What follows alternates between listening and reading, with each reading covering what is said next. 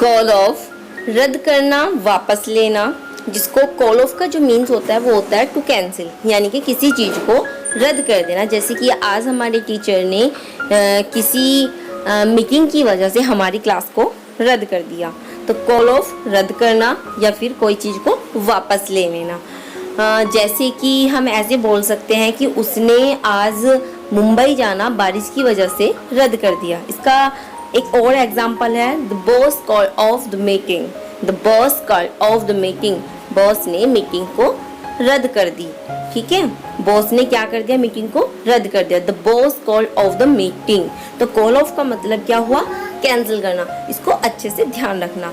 Hand over, hand over का मतलब होता है कि किसी चीज़ को जैसे कोई व्यक्ति किसी चीज़ को किसी दूसरे के हाथ में दे देता है, किसी चीज़ को किसी दूसरे व्यक्ति को देना।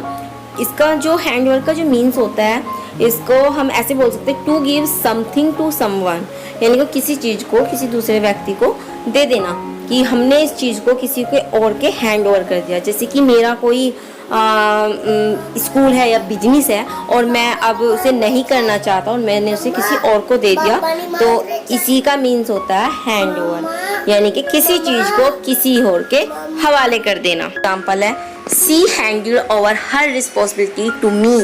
सी handed over her responsibility to me. उसने मुझे अपनी सारी जिम्मेदारी क्या कर दी, सौंप दी, यानी कि उसकी सारी जिम्मेदारी क्या हो गई, मुझ पे आ गई। उसको बोलते हैं हम हैंड ओवर करना। नेक्स्ट जो हमारा एग्जाम्पल आएगा वो है टेक ओवर। टेक ओवर को आप सभी जानते हैं कि टेक ओवर का मीन्स क्या होता है। टेक ओवर का जो मीन्स होता है वो होता है लेना, कार्यभार संभालना या अधिकार में लेना। To take control of something, यानी कि उसने क्या कर लिया, सारी चीज़ों को अपने अधिकार में कर लिया।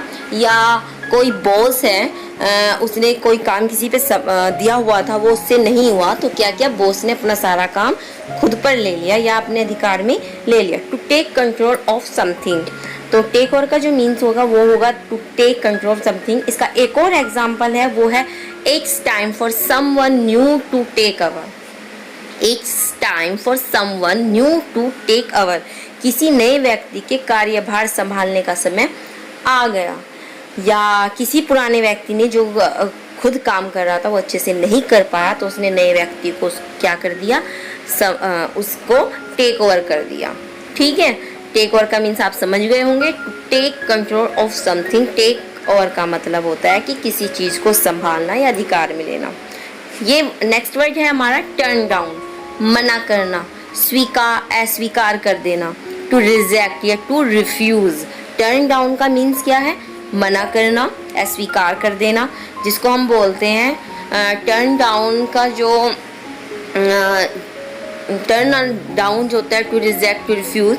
सी turn down my request. She turn down my request. उसने मेरे अनुरोध को ठुकरा दिया। उसने मेरे अनुरोध को ठुकरा दिया। ठीक है, टर्न डाउन का मीन्स रिजेक्ट करना या रिफ्यूज करना। Carry off. कैरी ऑफ का मतलब होता है किसी काम को सफलतापूर्वक करना। ठीक है, to do something successfully. To do something successfully. Carry off का मीन्स आप समझ ही गए होंगे कि क्या होता है, कि किसी काम को सफलतापूर्वक करना।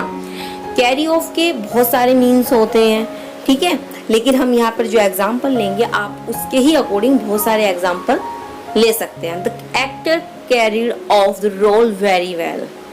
The actor carried off the role very well. अभिनेता ने इस भूमिका को बखूबी निभाया। या the teacher carried off the teaching very well. Look forward to.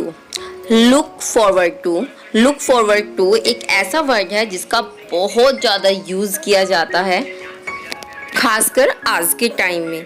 Look forward जैसे कि हमारे मैसेज में होता है, ईमेल में होता है।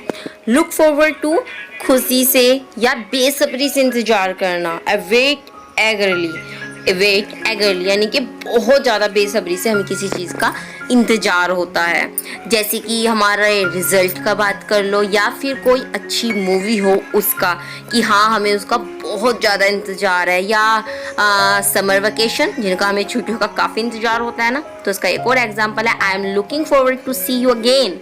I am looking forward to see you again. मैं तुमसे मिलने का बेसब्री से इंतजार कर रहा हूँ। मैं तुमसे मिलने का बेसब्री से इंतजार कर रहा हूँ। लुक फॉरवर्ड का मीन्स आप समझ ही गए होंगे कि खुशी से या फिर बेसब्री से इंतजार करना। ये काफ़ी यूज़फुल वर्ड है, खासकर आज के टाइम में बहुत ही ज़्यादा यूज़ होता है, look forward to. Next word है हमारा go on. Go on, go on भी एक ऐसा ही वर्ड है जिसे हम काफ़ी यूज़ करते हैं अपने नाउडेज में। गो ऑन मतलब जो होता है वो होता है किसी चीज़ को जारी रखना, आगे बढ़ना या फिर होना। टू कंटिन्यू या टू हैपन, मतलब गो ऑन किसी चीज़ का जारी होना ही है या उसका आगे बढ़ना ही होना है, तो उसका मीन्स होगा go on. Go on means to continue, to happen. इसका एक और एग्जाम्पल है लाइफ गोज ऑन। जिंदगी क्या है? चलती रहती है। लाइफ गोज ऑन, जिंदगी चलती रहती है, यानी कि जिंदगी की क्या होती है? चलती रहती है, वो रुकती नहीं। गो ऑन का मीन्स होता है लाइफ गोज ऑफ, जिंदगी चलती रहती है। नेक्स्ट वर्ड है हमारा ब्रिंग अप। ब्रिंग अप जो वर्ड है उसके दो मीन्स होते हैं। जैसे कि किसी खास विषय के बारे में बात करना, शुरू करना। जैसे कि हमारी कोई मीटिंग चल रही थी, जैसे कि कोई टीचिंग करा रहा था, इंग्लिश सब्जेक्ट पढ़ा रहा था और इंग्लिश सब्जेक्ट पढ़ाते पढ़ाते किसी टीचर ने अपनी फीस लेने की बात शुरू कर दी, तो उसको बोलेंगे ब्रिंग अप, कि उसने क्या कर दिया? उसने फीस लेने की बात करना शुरू कर दिया। Bring up, to start talking about a particular subject, यानी कि एक विषय को छोड़कर दूसरे विषय पे जो बात करना शुरू करना होता है उसे कहते हैं bring up. Bring up word का जो दूसरा मीन्स होता है वो होता है टू रेज, यानी कि पालन पोषण करना, कि उस लड़की का या उस लड़के का पालन पोषण बचपन से ही बहुत स्ट्रिक्ट यानी कि सख्त तरीकों से हुआ है, तो हम उसको बोलेंगे ब्रिंग अप। ब्रिंग अप के बहुत सारे एग्जाम्पल हो सकते हैं, लेकिन हमने यहाँ पे 2 या 3 ही लिए हैं। इसका अगला एग्जाम्पल है वो है she always bring up the subject of money.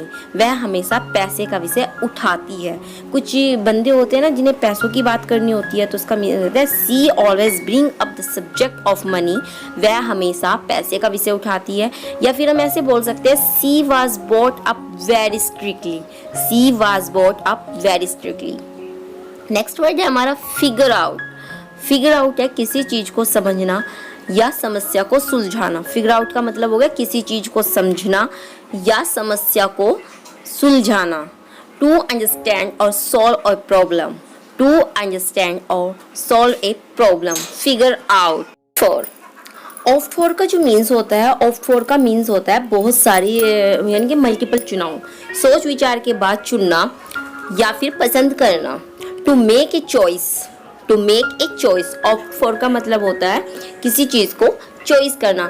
जैसे कि मैं स्कूल में गई और मेरे पास सब्जेक्ट्स हैं, बहुत सारे सब्जेक्ट हैं, और मुझे अपने जो मनपसंद है, मतलब जिनको मैं बहुत पसंद करती हूँ, उनको चॉइस करना। ऑप्ट फॉर का मतलब होता है चॉइस करना, बहुत सारे ऑप्शनों में से कुछ को अपनी पसंद से चुनना।